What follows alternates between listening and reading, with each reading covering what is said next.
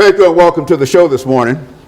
The topic this morning is Tennessee State University, and we're fortunate to have with us the president of Tennessee State University. And of course, Dr. Glover, let me welcome you to the show this morning, and to remind our audience that your name is Dr. Glenda Glover, the president of Tennessee State University, and we might say that you've been a very, very active president at Tennessee State University, and some of our audience have asked for you on many times since you've been here, and we're just glad to have you here now, and so that they'll know that we made an attempt to bring Dr. Glenda Glover to our television show, and she simply represents the latest of all of the presidents that our audience has had an opportunity to meet on this particular show, and so we're just glad to have you here.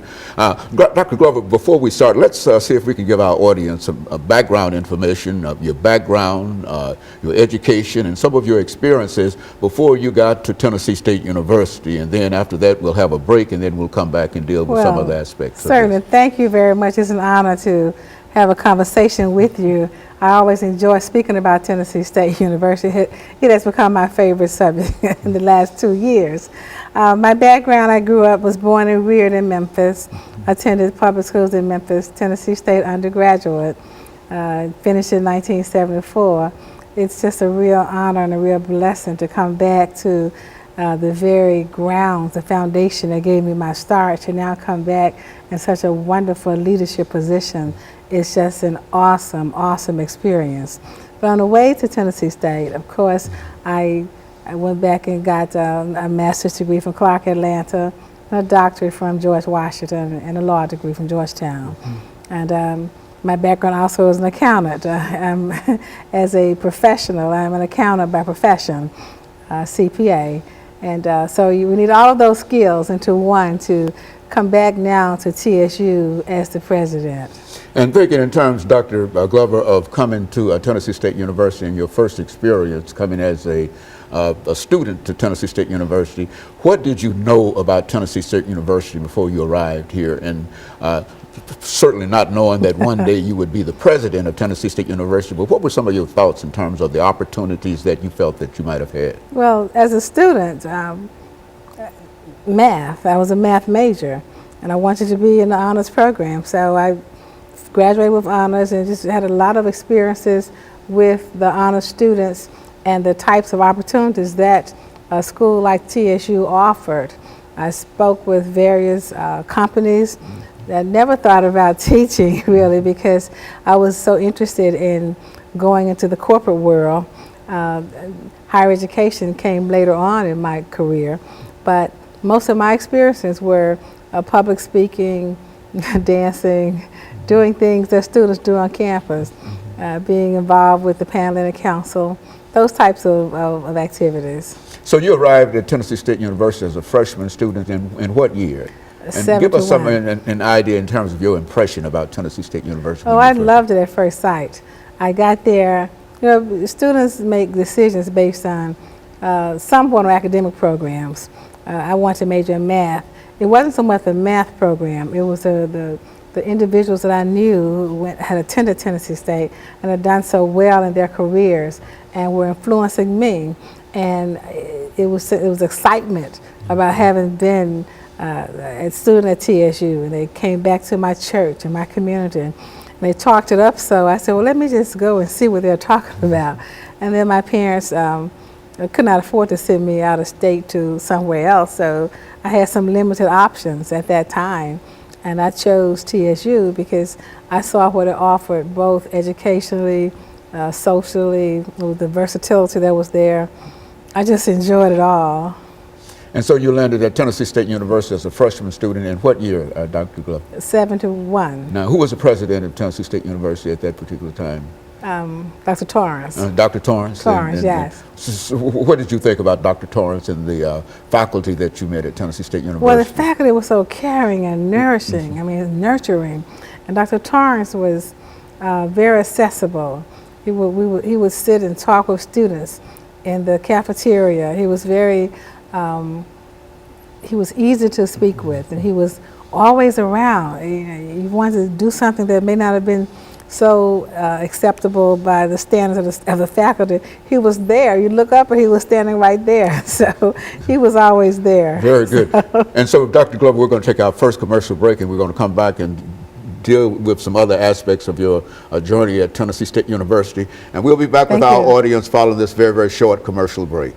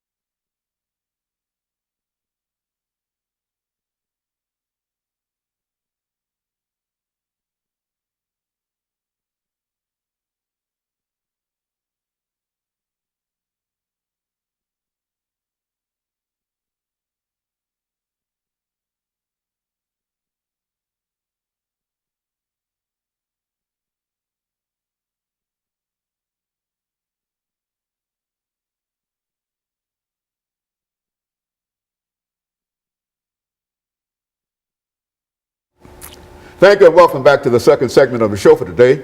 We're talking to Dr. Glenda Glover, the president of Tennessee State University, and she's given us some information in reference to her background, education, and experiences. And now she will talk about coming to Tennessee State University. Some of the individuals that she met at Tennessee State University had influence upon her, and how she was able to achieve academically at the institution at a time when many people felt that these kinds of institutions were not doing what they ought to do. Talk about it from that perspective. Well, from an HBCU perspective, the first thing I had to decide was, am I going to attend HBCU, yes or no? So I made that decision that I wanted to attend HBCU, Historically Black College, and then Tennessee State rose to the top of the list. And then coming here, I met so many wonderful individuals, the faculty, staff. Of course, I have five that always come to mind. Of course, two are deceased now, the two Gassaway sisters, Dr. Sadie Gassaway and Dr. Pearlie Gassaway. But the Williams, Dr. McDonald Williams and Jamie Williams. They've both been in that seat. Yes, they now live in Atlanta. And they were so tremendously influential in my life, in my career. I called them as I was doing my inaugural address. I called her and had her assist me with doing some research on it. So I still talk to them quite frequently. In fact, their daughter-in-law is one of my close friends. And of course, Barbara Merle was there as, she was the vice president, the first vice president, female in the whole system, the TSU, the TBR, Tennessee Board of Regents system. So she's become, she was a close friend of mine too. So those were some of the folk who were influential while I was at TSU, and who are still living and having fun, not about to do anything. They're not even sick at all. So those were some of the wonderful mentors that are very, very influential to me. Have you thought about being the president of Tennessee State University now and sort of incorporating some of the things that you learned under their leadership in reference to dealing with faculty and staff and students now? Has that had any impression on you at all? Well, the fairness aspects. You pick up in the fairness, and you want to make sure you operate with a strong sense of integrity at all times. Well, I noticed that there was an element of fairness about Dr. McDonald Williams in our honors programs classes, and he was no nonsense. He was, so those are the kind of things, the strict love that, some folk call it tough love, but there's a strictness that you apply as you love and mentor students. So I saw that then, and I see it now in many of the faculty that we have, which is a good thing. And it's very encouraging in terms of being able to replicate that kind of attitude that they had toward your students now. It is, and then you apply some of your own characteristics and traits that you've picked up, in the business world. Being a CPA and being a lawyer and an educator, those three work so well together as you at the top leadership position, because you see things with a bigger picture in mind, and you're able to dissect mentally much quicker. So, and I find myself analyzing the smallest the smallest sentence that's brought to me when it comes to finances. So that is very important because, as you know, many of our universities are looking for additional funds. So we have to make sure you can quickly make decisions about how to best employ the funds that we have. And you think that the very fact of you being an accountant as well as a lawyer helped to enhance your ability to be able to deal with some of the problems that Absolutely, absolutely. As an auditor, I know that most problems are not so much from breaking the law or misappropriating or doing acting in an inappropriate manner, is not knowing the rules in the first place. I think the legal profession has made me learn how to read rules and laws more closely and understand them much better. And of course, the accounting profession, which is the language of business, so it made me understand business and the business aspects of being a president. And so all of those things really came together for you coming to Tennessee State University as the president of Tennessee State University. What did you think in terms of first being selected and then finally selected as president of Tennessee State of the United States? That you might stand there, but what did you think in terms of when that happened to you? It was so much excitement in my family because it was a process that took, I would say, about 2 or 3 months, going through the interviews and meeting various people and getting feedback from the campus, the students, the Board of Regents who ultimately made the selection and took the vote. So I was very pleased and honored to come back now and lead the university that gave me my start. I mean, there's no greater honor, no greater blessing than when God calls you back home. And there you were at Tennessee State University, selected as the president of that great institution, now to move that institution forward. And you are moving the institution forward according to everything that we see in the newspaper and everywhere else.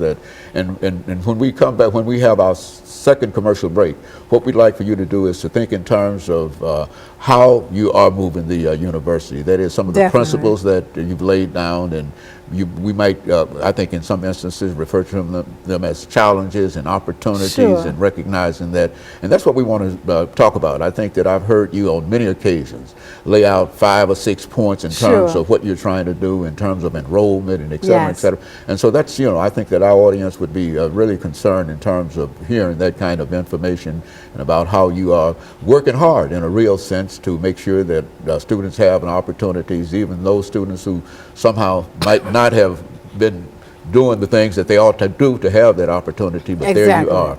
Yeah, and I think that the community is aware of all of the things, and I want you to talk about that. Thank you.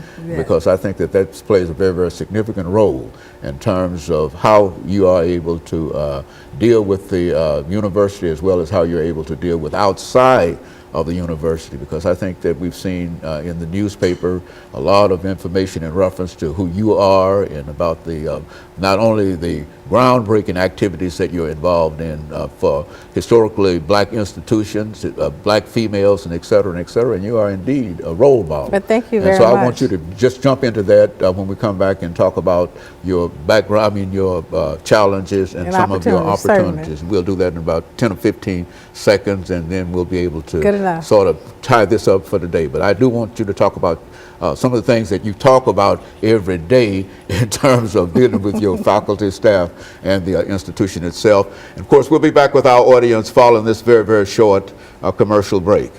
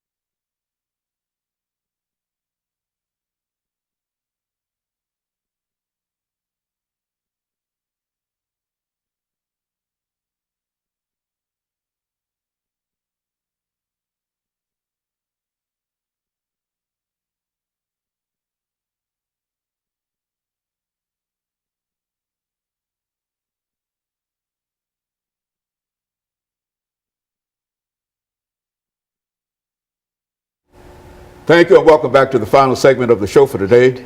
We're talking to Dr. Glover, the president of Tennessee State University, and she's given us some information in reference to her background, education, and some of her experiences coming to Tennessee State University. And now she's going to talk about some of the challenges and some of the opportunities that she has in terms of meeting some of those challenges and opportunities. Dr. Glover, let's pick up where we left off before we head our second commercial break. I was telling you how pleased and just appreciative I am to the Nashville community for being so receptive and so supportive of the endeavors of TSU. We put together a 5-point plan to increase our graduation rates for our students. That's our number one priority now, is to make sure that our students receive the support and the opportunity to graduate. Students have a right to graduate. So we are putting in procedures and implementing various activities to ensure retention, and so that students will have the opportunity to graduate. Because the new model now is not the number of students that you have. Of course, that's important because tuition revenue is always important, but the number of students who graduate. Now, funding is based on students who graduate. It's performance based now. So that's very, very important. And then we're looking also at fundraising and making partnership with the business community. We've made about 100 partnerships over the last year, and some have resulted in financial resources, some other resources. We have anonymous contributions that have come in. So we have really been hitting that ground running, beating the bushes to meet the corporate community, to partner with them, to show them that we have the students. Our partnership is based on students and the expertise of our faculty, and hopefully that you will respond with sponsorships and partnerships with us. So that's been a fun fun game for us for a year now. And so that's quite a bit of activity that you've become involved in terms of fundraising. I think I heard you say at one time that you really almost have to support Tennessee State University from private money as well as state money, because you don't receive as much money, you think, as a matter of fact, none of our institutions. I think that has always been the not charge, but one of the challenges that presidents have had to face. Absolutely. Most people are surprised when they hear that we receive less than a third of our funding from the state of Tennessee. And the rest, because of tuition revenue, government grants, private funds, but we find a way to raise the funds to keep the school going.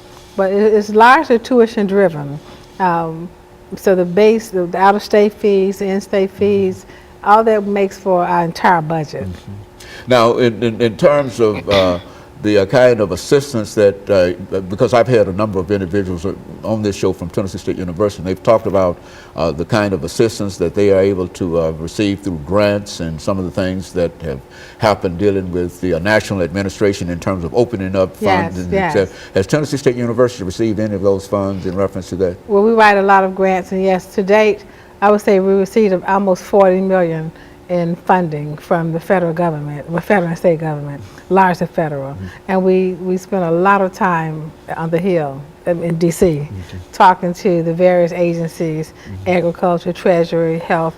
We're talking to them, partnering with them to present the new programs that we have, the flagship programs, and the expertise of the faculty and staff, so that they will feel comfortable partnering with us and know that if they do bring us on as one of their partners, and they can sleep at night knowing that we'll get the job done. I think one thing that is noticeable, that there are a number of buildings that are going up on the campus at Tennessee State University. Why don't you make some statements in reference to all of that activity that's happening in the agricultural area and some of those other buildings, that big, fine athletic facility that you've got there. Why don't you make some statements? We have a new, that was the athletics building, the indoor-outdoor facility, practice facility. We also we're going to have a ribbon cutting probably next month, probably April. This is still February, and the new agricultural building that was just finished. So that was funded by USDA. So we're really proud of that. And we're looking at some more buildings down the road, a new nursing building. This is, as oddly enough, or thankfully enough, this is TSU's time on the funding cycle. It comes around every 9 or 10 years. So this is the year that TSU receives funding. So we're on the schedule this, probably end up being next year, but we're looking at a new nursing facility and perhaps another part of our education building to house a new STEM program, an education STEM program where we train teachers to teach students about math and science in 3rd, 4th, and 5th grade. So we're really excited about that. That STEM program, I've heard a lot about that program and engineering and all of all these other activities, and the idea is to increase the number of graduates in these areas. We want to, the whole STEM initiative across the country is to increase the number of African American graduates in the sciences and technology and engineering and math, because that number is woefully low. And with the added emphasis from the President Obama on down to the high schools, we're trying to emphasize the STEM areas to get the analytical thinking, the strategic thinking, the thought processes to help as we increase our national scores on exams. Tennessee recently was rated the most improved state in K through 12. So that was very, very impressive and very phenomenal for Tennessee, and we were pleased to quote that statistic everywhere. But we're looking at how can we as TSU help to improve the educational status of our state and of course our country, because there's an educational crisis across the country, there's no secret. So we believe teaching STEM and math early, we're training teachers on how to teach math and science very early. It's one of the ways to assist us, and then going to a common core curriculum where those standards will assist us in getting our students what they need as far as developing the types of the knowledge and the skill set, the basis they will need to know. So we're excited about some of the new paradigms that's coming about in education, K through 12, that will feed into higher education. You know, there's one question that I always raise whenever we have a person from Tennessee State University, and that has to do with the lottery funds. Are you receiving any of that lottery money from the state? Well, I mean, from the lottery? No, none to speak of. You're not receiving enough of it, I would imagine. Yeah, I'm not sure we're receiving any of it. So, I mean, it's not enough to speak of and make a point about. Very good. Well, I can certainly appreciate that. So in a real sense, you're sort of optimistic in terms of the possibilities that that you face in terms of bringing more resources. Oh, it's unimaginable. We made so many partnerships, and we're talking to more companies by becoming engaged and understanding what TSU offers, and especially in the Nashville and Davidson County area, because TSU belongs to all of us. It belongs to Nashville, it belongs to the state of Tennessee, it belongs to you and me, it belongs to all of us. So we're selling TSU to the community, that we're no longer this university that's on a hill in North Nashville. We're out there meeting the needs of the business community. What the business community needs from Tennessee State is to be a fine academic partner and produce ready-to-employ graduates, and that's what we're striving to do. And you've got a nationally known education program and engineering program and nursing program and et cetera, and so you're really ready to move forward. And that's true. When people say, what is your flagship program? I have to brag and say they're all flagships. I mean, the engineering, health sciences, agriculture, business, liberal arts. There are so many flagships until it's difficult to say that you can single out one or two. And so you're really excited, Dr. Lovely. I'm excited. The alumni. I'm so excited about the excitement that's around me. I'm going to visit many of the alumni chapters, and that excitement is rubbed off. I gave them a challenge to meet a $50,000 challenge, and some have already met that challenge. Others are striving hard to do it. They're having fundraisers because we're raising money through the Alumni Association. And so you're really actively involved in terms of moving Tennessee State University forward in terms of trying to find the resources and bring the students in and serve a real a need for the state of Tennessee. Is that that's the entire idea. That's exactly what we're trying to do. That's our ultimate goal. Very good. Thank you very much. And of course, let me thank you for coming by and giving us that information. And let me encourage our audience to tune in again next week for another informative edition of Comments. Thank you and good morning.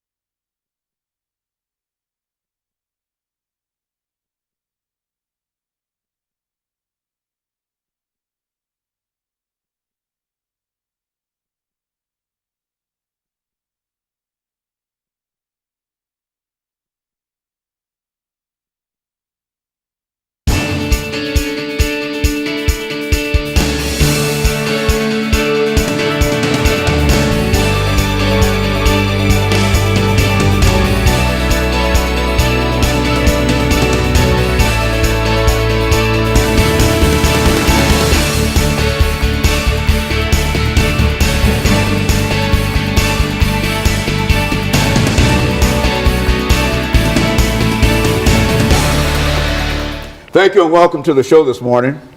The topic this morning is racial segregation, and we're fortunate to have with us to talk about racial segregation Alana McLaughlin.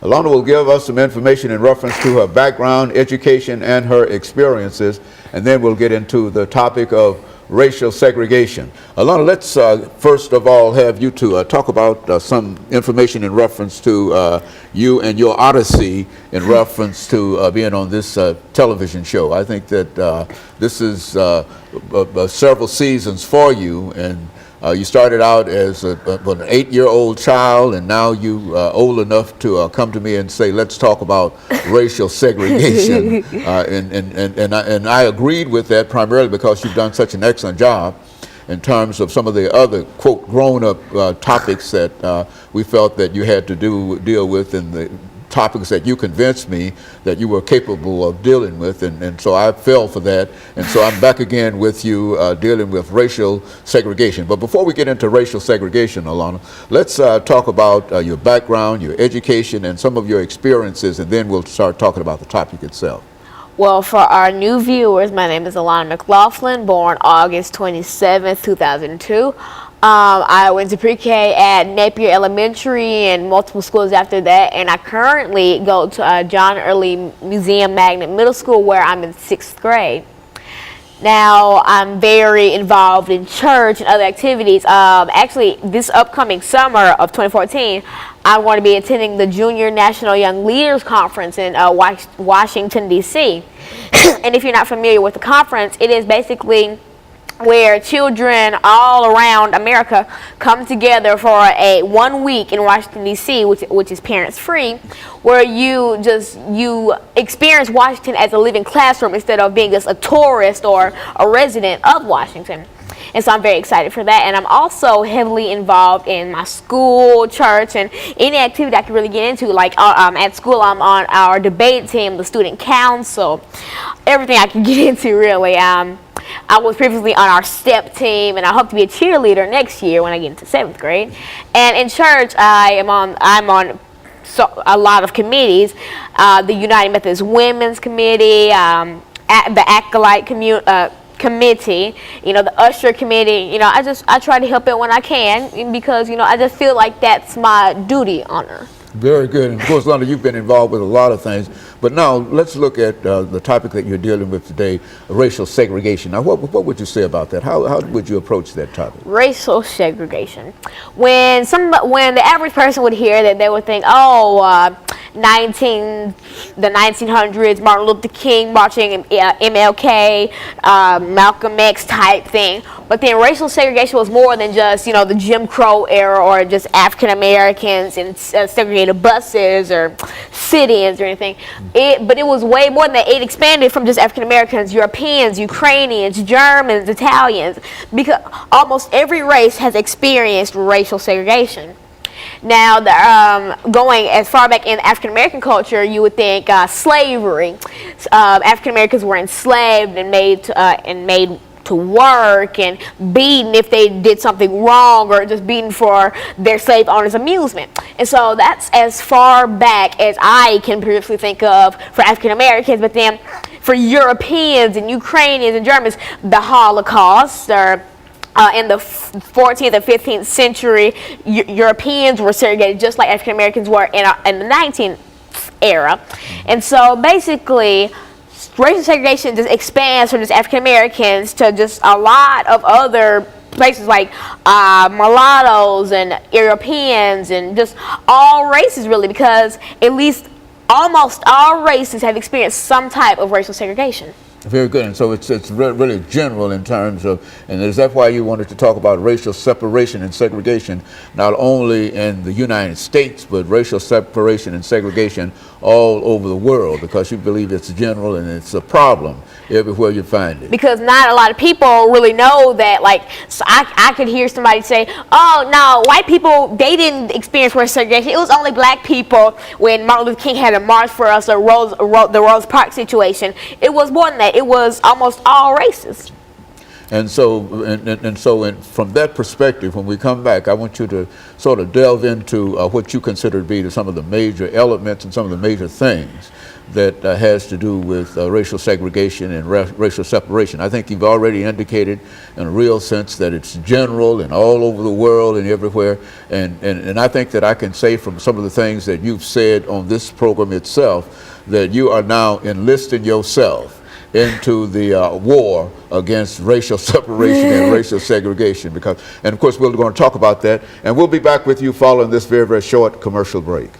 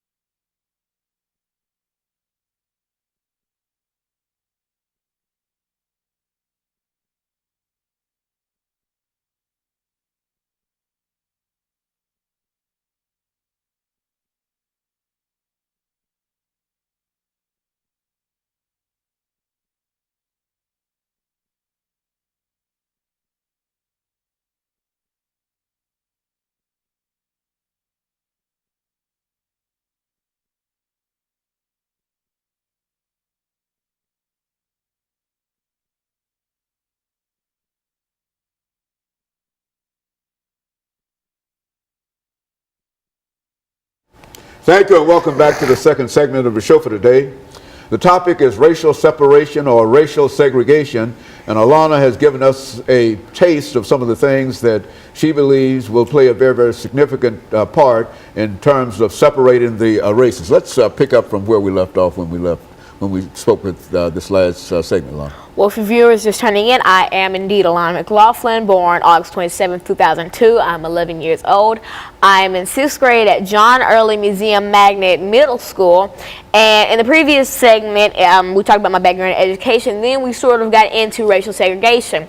Now, in the first segment, I stated that racial segregation was not only for African Americans, but it was all over. And most people don't really realize this, but it is always happening. It's still happening now. Like, for instance, once I went into a shop and I looked at an expensive piece of jewelry, a necklace, and then a sales lady, she looked at me and she said, "Do you really think you can afford that?" Because I mean, I wasn't all really done up that day. You know, my hair was crazy. I almost had on pajamas, leggings, and so basically, that still is racial separation, because a lot of people don't really realize that we have overcome that era and that it's no longer African Americans are poor, and I don't even like that mind frame that people use nowadays.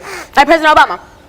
We did expect it, but we never knew that we would have a black president, because there are still people today who crazily think that, oh, black people are ghetto and that they're only good for making food or cleaning, and that they're all bald-headed and they all listen to rap music. I don't think I'm bald-headed. I'm fully black. I have an African-American mother and an African-American father. I don't think I'm bald-headed. I don't really like rap music. So that's a stereotype that I don't like. And then there's a stereotype about Caucasian people who they all drink Starbucks and they're all blonde who like Instagram, this social media website, don't even get me started. But that's crazy. And that's still people using this mind frame of they want to separate people. Like, there's still people today who think Hispanics only eat tacos, or they're poor in the lower class. It's crazy. I mean, because have we not already overcome this? Did Martin Luther King not die for this? Like, he didn't die for this. He died so that we could all think we were all equal and that we could all be equal, because we are. He didn't die for African American boys, or any boy, for instance, to be walking down the street with their pants at their knees, and this stereotype of that African Americans are dangerous people who carry guns and knives, and all of them have weave. It's crazy, and I don't like it, because I actually, when I go down the street or when I see anything really, I always on TV it's depicted as African Americans are this way or that way. Then there are the African Americans who think that they're higher than people, and I just think that we're all equal. We're all one, basically. We're all made in the image of God. I don't think that she's higher than him or he's higher than her. The highest up would be God to me, and I may be wrong, but I don't think I am. And so basically, I just want us to all be equal because we are, and I wish people would see that. Like, I am sick and tired of going on Facebook and seeing someone say, I saw this girl, she got robbed today by this black girl, and just cut the black out of it, okay? Okay, that black part did not need to be added. Okay, she got robbed. Okay, that could happen anywhere. A Hispanic girl could have robbed her. A white girl could have robbed her. A black girl could have robbed her. What is it about African Americans that make people think that we're all so dangerous, that we all love fried chicken and Kool-Aid? And this is stuff that I have seen on the internet. I once read a blog post on Tumblr that said that African Americans' favorite food, that their favorite meal was Kool-Aid and fried chicken. That is the most stereotypical racist thing I have ever read in my life, besides reading some of these U.S. Supreme Court cases. And now back to now back to racial segregation, because I kind of got off topic.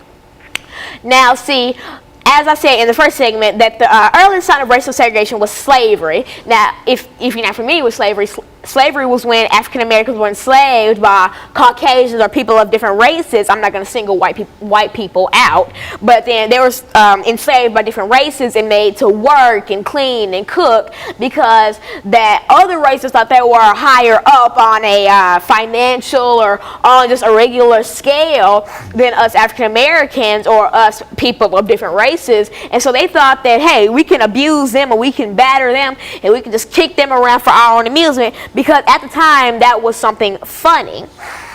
And now, see, when I look back at this, I still see people who think that we're in slavery days. I still see people in my own, not in my community, but like in my own little bubble of world in the places I go. I still see people who think that black people aren't good for anything. And this is stuff that I see on social media, on Facebook, Vine and stuff. And then people want to make jokes out of it, and it's not funny. I mean, like, that would be like you going up to a Jewish person and drawing a swastika on your hand and saying, ha, ha, ha, ha, you're in the Holocaust. Like, that's not funny. You don't joke about that stuff because that's just not funny, basically. And so I'm just trying to get the word out and just tell people that, hey, I mean, just let's move forward instead of going back into the past. I mean, yes, we have to learn about the past to make the future. Like, I wouldn't be preaching right now if I didn't know about Martin Luther King and his struggles and Malcolm X and all.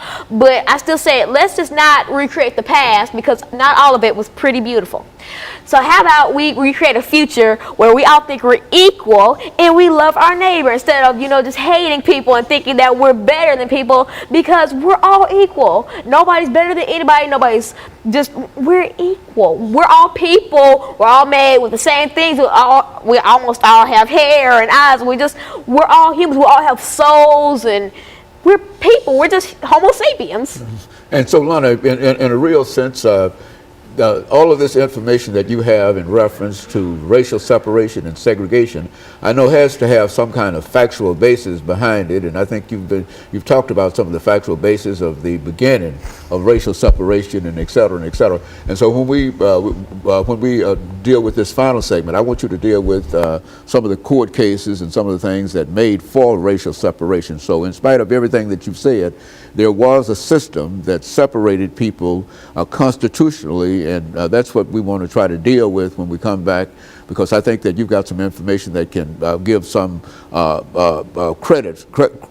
credit to those individuals who have fought against some of the things that you're trying to fight against now. We can certainly appreciate that, but when we come back, let's look at some of the factual information that you have dealing with racial separation and racial segregation, and then we'll be able to, from that point on, analyze where we are going from this particular point, because I think everything that you've said is exciting and et cetera, but it really does not lay the foundation as to how we move forward. That information that you have will deal with that. And we'll be back with our audience following this very, very short commercial break.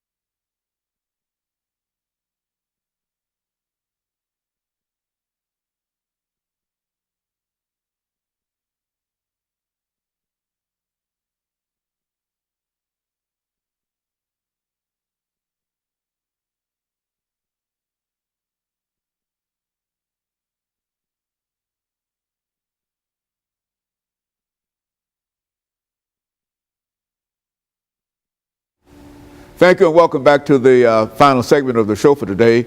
The topic is racial separation or racial segregation, and Lana has given us quite a bit of information in reference to her attitude toward equality and her attitude toward the separation of the races. But Lana, let's look at it a little deeper in terms of some of the other information that you have.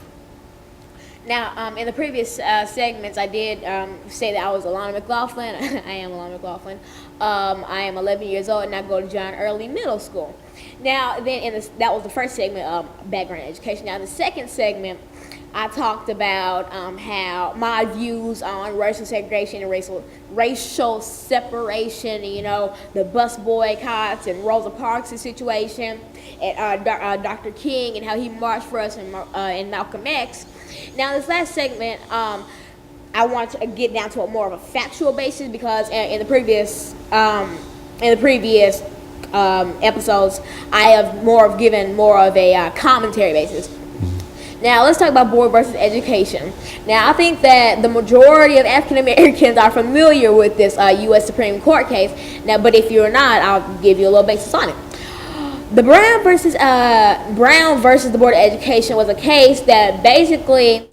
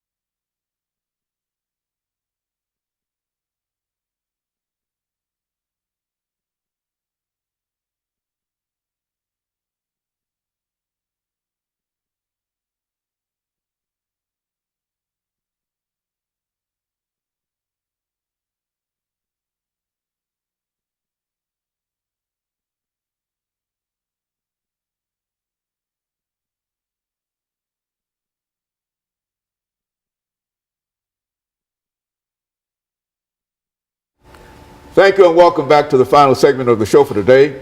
The topic is racial separation or racial segregation, and the guest is Alana McLaughlin. Alana has given us some information in reference to some of the things that she believed to be important in her own personal life, and now I think she will talk about some of the factual information in reference to separation and segregation. Let's talk about it from that perspective, Alana. As Dr. Haney already stated, my name is Alana McLaughlin. I am 11 years old, and I go to John Early Middle School. Now, in these past segments, I've given more of a commentary based on like my opinion on and how I feel and how I'm tied into it. But now I want to get down to more of a factual basis. Now, let's talk about the Brown versus Board of Education U.S. Supreme Court case. Now, I think the majority of African Americans are familiar with this case, but if you're not, I'll give you a little basis on it.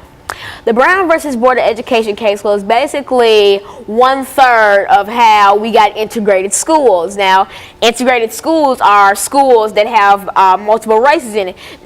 Before, we would have just a Caucasian school or an African American school or this or that. But then the Brown versus Board of Education case basically said, hey, what's wrong with having integrated schools? I mean, because we already see African American kids who have Caucasian friends. Martin Luther King, for instance, he had a Caucasian friend, but then he was forced to stop meeting with his friend because his parents thought he was in danger of a Klan incident because he was friends with a Caucasian boy and he was African American. Now, see, integrated schools, basically. If you're familiar with like the Little Rock Nine, then you should know a lot about it. But then let me talk about the Little Rock Nine. The Little Rock Nine were a group of 9 students who went to Central High School in Little Rock, Arkansas, who basically said, you know what, they were basically the first people to really join in with the Integrated Schools Act.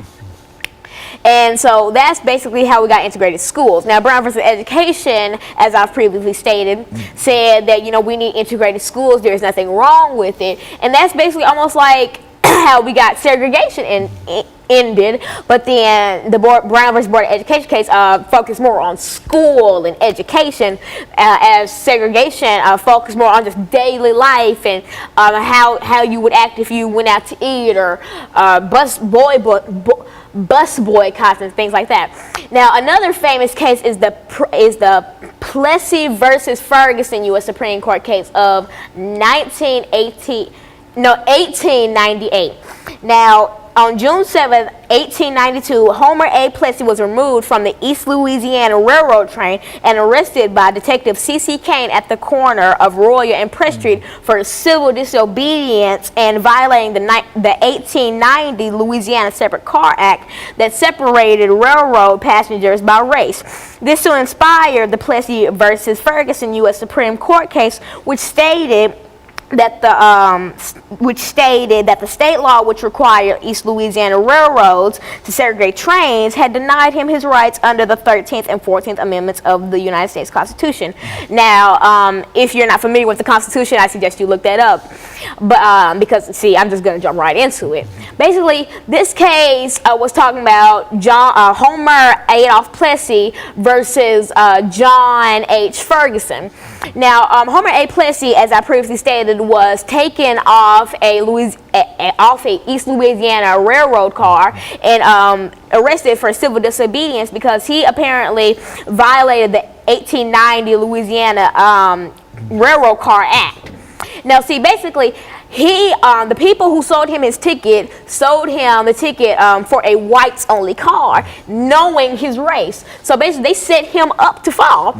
So personally, I think that that he was not at fault for anything because he was not aware that he had a whites-only ticket until he got on the bus, and then Detective C.C. Kane came up and said, "You're under arrest for civil disobedience." Then he finally went, "Oh, they sold me a ticket for the whites-only car when I'm obviously African-American." Now, see, thankfully, when they took this to the U.S. Supreme Court, Homer A. Plessy was not charged as they previously stated he would be, but he finally understood how they basically tormented and bullied him because of the fact that he was African American.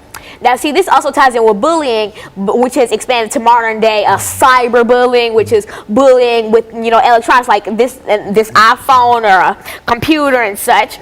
And so basically, that's one of the earliest instances on record of the U.S. Supreme Court case that basically shows that he was bullied. And so Homer Adolph Plessy was basically he got to live his life after this. He got to move forward, basically, and that's what I want to do in life. I want us African Americans, us Europeans, Germans, Italians, Creoles. I want us to move forward. Because I know that there will always be a place, and we'll always have to look back and say, hey, we were in slavery and that we were in the Jim Crow era. But then I want us to move forward from that. I want us to make an era where we get to teach our children not to go around with their pants hanging at their knees or to do this to make a living. But I want us generation, because we're going to be the future leaders. My generation, we're going to be the people who kids have to look up and I look up to, and I don't want the future kids of the world to look up and say, hey, you know what, I want to be like this. I want to have a body full of tattoos. I want to curse out everybody in my path, and I want to dress like this, because I want a generation of classy, sophisticated people. And I'm not just saying that African Americans are saying that, oh, we should do this and do that. It's anybody. I want us to have a race of people who can be leaders, not people who other people look at and say, I don't even want my child around that. I don't want my child to be around to see this, because I want a generation where people can say, oh, I'm just so glad I raised my child like this. I don't want a generation of, look at that hooligan robbing a store. And I don't want a generation of stereotypes. Now, if you're not familiar with stereotypes, you probably already know one, like the black people only eat fried chicken and drink Kool-Aid stereotype. Those are types of stereotypes where people think that a race does this, but really we don't. I mean, not all African Americans like fried chicken and Kool-Aid. Not all African Americans dress like this or listen to that, because we're all unique. I mean, with the same skin color, we're all Homo sapiens, but we have different personalities because we're all different. But then we're all the same in a from a big view of it, we're all the same, but then from a little view, if you look at every little aspect, we're all different.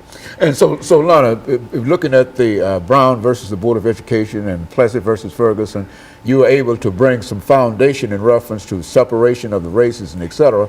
But in spite of all of that, you still believe that that it is the destiny of mankind to come together and everybody's supposed to be able to love one another and accept. Now, how does this leadership conference that you're getting ready to attend, how does that fit into your perceptions in terms of what Dr. Haynes referencing to is the Junior National Young Leaders Conference. And that is a conference that I was nominated to attend and that I'm going to attend this June of 2014, this summer.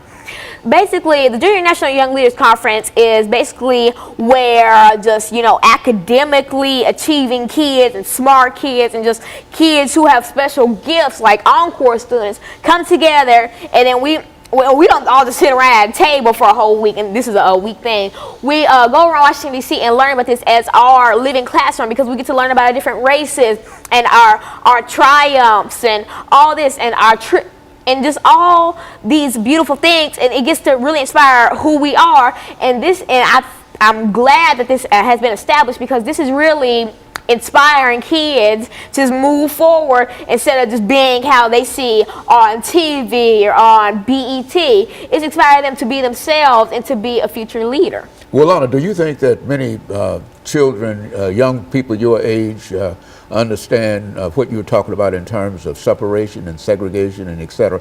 And if not, what would you do and what should we do in order to make sure that they have a knowledge of some of the things you're talking about? I don't. I mean, because I can't go down the street and be preaching all this and have a lot of kids say, oh my gosh, I understand how you feel. The majority of them would look at me like I was crazy and say, are you some old lady trapped in a little girl's body? But really, the reason I'm on here is to just get the word out, to basically spread to kids my age and to people your age and to people everybody's age that, hey, I mean, if I'm a kid doing this, then you could be so-and-so doing this, because this is possible. And you know what? I want to be a future leader, and so I'm trying to mold other smaller kids or maybe even bigger people to be future leaders with me. Okay, very good. And Lana, let me say over the last 15 or 20 seconds that we have here that we certainly appreciate that information, and we encourage you and encourage others to continue your thought in reference to this. And of course, we'll be back with our audience next week for another informative edition of Comments. Thank you and good morning.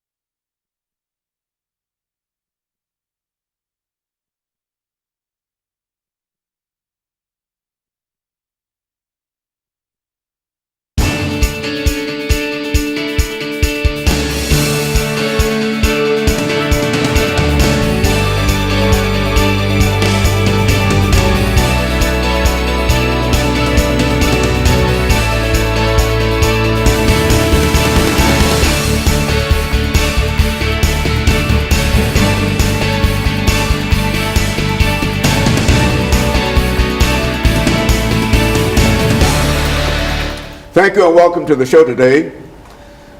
The topic today is from school to prison, breaking the pipeline. And we have with us to talk about the topic from school to prisons and breaking the white pipeline, Pastor K. Walker, and Pastor K. Walker has with him today Ms. Rashida Fatuga and Ms. Sharika Hughes, both individuals that play a very, very significant role in terms of the topic that we are talking about today. And so, Pastor Walker, let's start off by having you, as well as Ms. Hughes and Ms. Fatuga, give us some information about your background, your education, and some of your experiences, and then we'll be able to get into the topic, perhaps by the second part of this show, dealing with the efforts from school to a prison and how we might break that pipeline. Let's start off with you. Okay, Dr. Henry, first of all, let me thank you for allowing us the opportunity to come on your show and to share some information. I think it's going to be of valuable importance to your listening audience. My name is Pastor Kelvin Walker. I pastor the Hands of God Christian Church. We're located in East Nashville on North 2nd Street. I was born and raised right here in Nashville, Tennessee, attended the public schools of Tennessee, and amazingly enough, I thought about it on the way over here to the studio here, Dr. Haney, how that, I don't know how long this prison to school to prison pipeline has been in place, but I know back in the 70s that I was kicked out of all the metropolitan Nashville, Davidson County public schools for extortion. And I recall the principal telling me in my first year of high school, you know, that Mr. Walker, your reputation precedes you, and the first thing I did, I got kicked out of the school system totally. And of course, I fell into that trap, ended up in prison on drugs and all the whole 9 yards. So, but I'm here today because this is an important issue, and I brought a couple of guests with me, and I just want to kind of yield to them so that they can talk about it. Okay. Well, Ms. Basuga, why don't you give us some information about your background, education, and some of the things that were important in your life, and we will follow that with Ms. Hughes, giving us basically the same kind of information, and then we'll be able to go into this second segment dealing with the topic from school to a prison. Okay, thank you also for having us on the show today.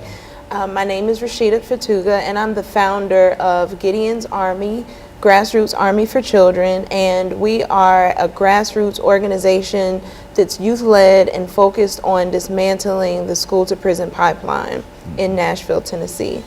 Very good. And Ms. Hughes?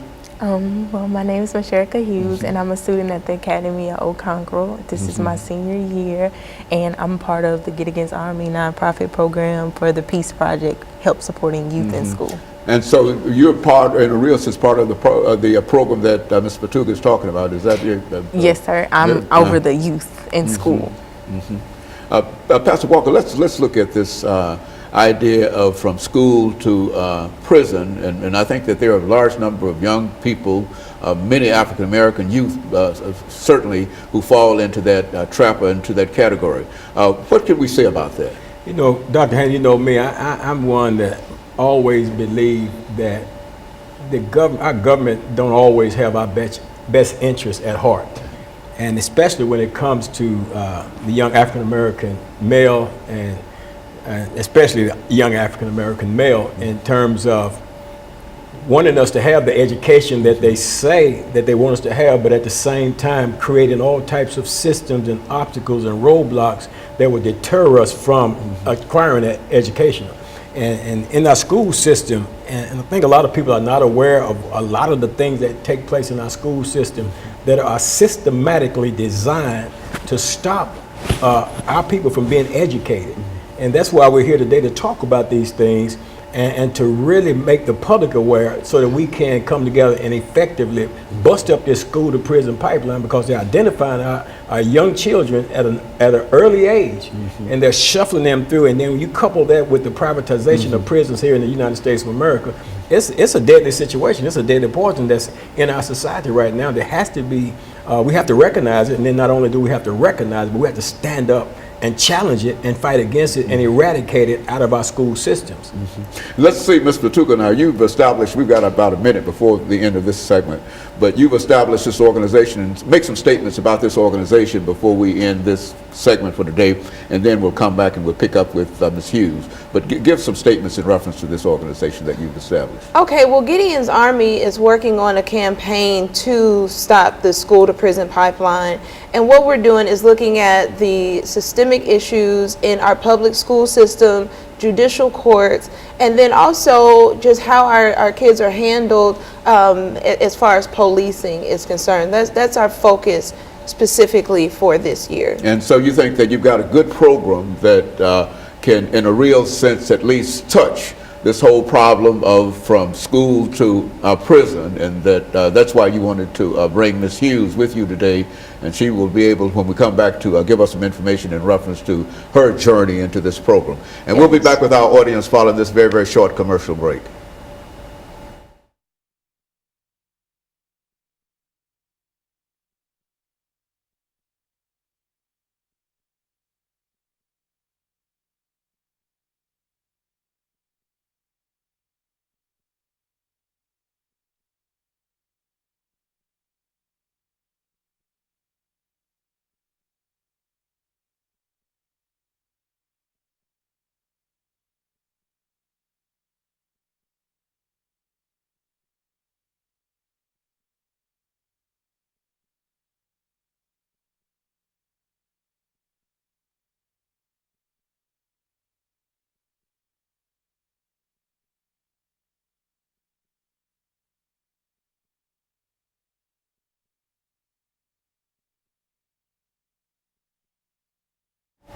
Thank you, and welcome back to the second segment of the show for today. We're talking to Pastor Walker, Ms. Fatuga, and Ms. Hughes in reference to from school to prison, breaking the pipeline. Pastor Walker, I think that we've talked about the revolving door situation for a long time, but now I think the idea here is from school to prison, and then you go in prison, and then you come back and get involved in the revolving door. Absolutely. I think in a real sense. Ms. Hughes, let's have you to talk about your journey to this organization that has been established by Ms. Fatuga, and how you feel that it has helped you and those that you work with or those around you. Okay, well, I got involved in Get Against Army through my brother, which makes me passionate about it. He was murdered in 2011. He was a very troubled student, and he didn't have the opportunity to experience the things I got to experience. I was very different. I was passionate about school. I always wanted to get out, so I did everything positive that I could think of with the help of others to just get out of the neighborhoods I was in, the people who were involved with it. And I had experienced something my junior year of high school, which I've never been in trouble. And soon I got in trouble. It was like everyone who helped me and supported me to be different and to experience different things, they dropped me. And I wasn't able to go to Nashville Public School anymore, and I was put in an alternative school. So it's like I was stereotyped, like I was a bad student, but I wasn't. I was good. I did everything from the beginning to prove to everyone that I was different, and everyone knew that. So when Get Against Army came about, Rashida Fatuga, and I knew there was other students out there who were being pushed out of school, who it was their first offense, but it was zero tolerance in school. They didn't get a chance to express their feelings or how they felt, and when they fought about how they felt and how they got in the situation, they were just looked down upon because it didn't matter, because they didn't have a voice. So joining with Get Against Army, I have been able to meet people from Vanderbilt, Fisk University, TSU. So it's just like a huge diversity of people who've got in trouble, different race. It really didn't matter. And we just all got to come together and just express our experience of like how Get Against Army would help us, or how we could help other students who've been pushed out of school. And that's really just been our main goal, of helping youth stay in school, staying positive, being supportive, on helping them just experience different things without being stereotyped. So Ms. Fatuga, you established this organization, Get Against Army. Well, now, what prompted you, what motivated you to think of an organization like this, and tell us something about the successes that you've had in reference to this organization? Okay, well, my motivation is, number one, I was a Metro Public School teacher for 7 years. I taught in the Edge Hill community, and I loved being in the classroom. But I did see, as my students got older, you know, just keeping in touch with them over the years, they ended up being pushed out of schools. They didn't love school like they used to, incarcerated, murdered. All of these things are happening to my babies, and it came a point in time in looking for other leaders to step up and to do something. And I realized that a lot of people have really great intentions but don't understand community organizing or haven't really done the research to know and understand what really can dismantle the prison pipeline by striking at the roots, not just dealing with little symptoms, putting out fires here and there, but what can we do to cut it at its root. And that's been really the goal and the focus that we've had. We're a relatively young organization, but we've done a lot. We've had a lot of different successes, and success, of course, is relative, but we've been able to build a solid base of young people at a lot of schools to do trainings. We launched the Peace Project, which is a youth-led initiative to stop violence against youth, which has been really powerful because we train the youth and then the youth train each other. And so they are empowered and can see also how they have control, more control over their environments and over their situations than a lot of times they feel. The system, it's big, and it can also seem very overwhelming and like we can't do anything to I don't want to say fight the system, but to correct the wrongs within the system, or to restructure the system so that everything and everyone functions properly within it.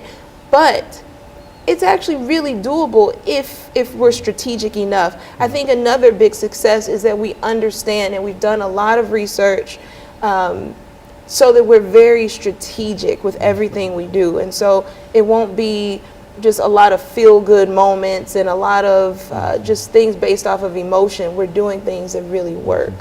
And so, Pastor Walker, in a real sense, you as well as they have identified this as one of the real questions that we have dealing with our young people today, this whole idea of incarceration and prison to, from school to prison and et cetera. Oh, absolutely, Dr. Hennett. When you listen to Ms. Hughes' statement, her story over there, you know, you understand here you got a young lady that's determined to go to school, do what's necessary to do the right things and make the grades and deliberately being different and not fitting into a certain mold, and then to have one thing comes up and then to, because of the zero tolerance, to just be pushed completely out of the system into a whole negative environment, into an alternative school section where a lot of the students in those sections, some of them are trouble students, but to put her in that environment, and that's to just curtail, you know, what she's doing. So she could have easily taken that and just given up and went into another direction, caught up in drugs, alcohol, and all types of aberrant behaviors because of that. You know, it's just by the grace of God that she had the will enough to continue to pursue what she had already predestined in her mind to accomplish. And otherwise, she would have fell victim to that trap. And that's what we need to talk about. Identify that trap. What is that school to prison pipeline? How does it work? When do they identify? What do they do to determine what prison is going to be built in the future in these communities and stuff like that? And so in a real sense, what we're doing here is trying to break that, as you indicated, break the pipeline from there. And it's the same thing that happens after the pipeline has put them in prison. They go to prison without any kind of reformation or anything and come back, and then they're back to prison again. And so this is really the front end, in a real sense, of this revolving door, in a real sense. Absolutely, because, you know, you're looking at our children now, because of the privatization of prison in America, you're looking at children as commodities, you know. So this is how do we make money off of these students? And of course, we know slavery is still legal in the prison system. So if I can get this free labor, and if I can find a way to target it, then I can guarantee. Very good. And of course, we're going to be back with our audience following this very, very short commercial break.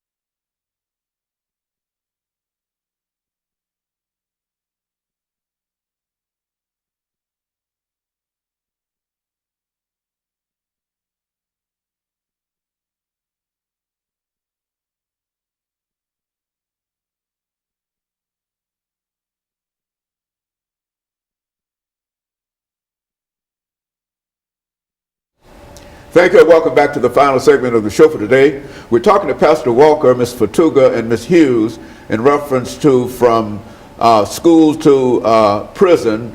The pipeline is being broken here today in terms of the information that we're receiving about some of the events that eventually will take young people into prisons, even out of the school system. And of course, Ms. Hughes, let's see if we can pick up with you, because I think that you mentioned something that was very revealing in terms of how your life simply changed and whatever. And so if you don't mind, let's talk about that for a few minutes and have Ms. Fatuga to sort of to bring to some kind of resolution in terms of why she feels that what she's doing has helped you.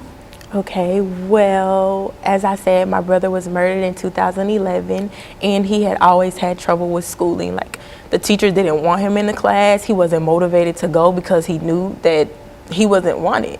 So